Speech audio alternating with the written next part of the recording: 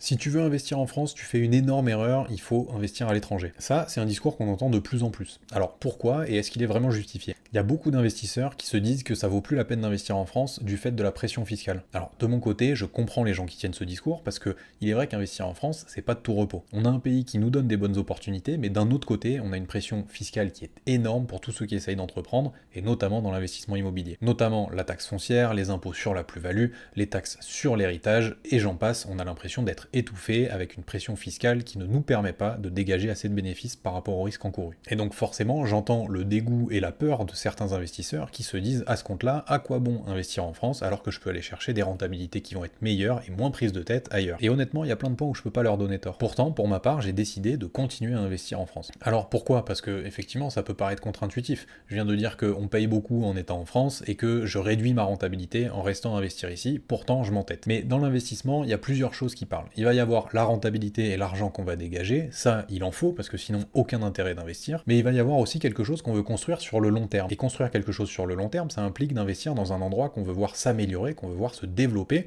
pour nous et aussi pour nos enfants. Au-delà de ça, avec le temps, j'ai pu construire autour de moi un écosystème qui fait que quand j'investis dans un projet, je ne suis pas tout seul. Ce que je veux dire, c'est que même si des fois j'investis seul, je vais faire travailler le notaire avec qui j'ai l'habitude de travailler, le courtier avec qui j'ai l'habitude de travailler, des artisans, etc., etc. Donc participer à un projet sur un territoire que je connais et auquel je tiens, ça me permet également de faire vivre un écosystème auquel je tiens aussi. Parce qu'au-delà des biens immobiliers, il y a les personnes avec qui on travaille, et ça, c'est une notion qui est très très importante. Alors oui, aller investir à l'étranger, ça me permettrait d'aller gagner quelques points de rentabilité et de me soulager au niveau de la fiscalité. Mais je pense que j'aurais pas du tout la même satisfaction à la fin de la réalisation d'un projet, parce que justement, j'aurais pas entraîné avec moi toutes les personnes avec qui j'ai l'habitude de travailler et avec qui on progresse ensemble. Et au-delà de ça, le faire sur un secteur où je suis pas du tout attaché, pour moi, ça enlève aussi du sens au projet. Alors, je sais que les avis à ce propos sont très différents, je dis pas détenir la vérité, mais c'est simplement mon opinion. Donc ça m'intéresse de savoir ce que t'en penses, j'aimerais que tu me dises en commentaire si toi t'as déjà investi ailleurs, ou si t'as décidé de rester en France, et quelles sont les raisons, quel que soit ton choix. Je te rappelle que j'ai créé un groupe school gratuit, le Club Imo, que tu peux rejoindre afin d'échanger avec d'autres investisseurs et moi-même sur les différentes choses qui t'arrivent pendant ton parcours immobilier,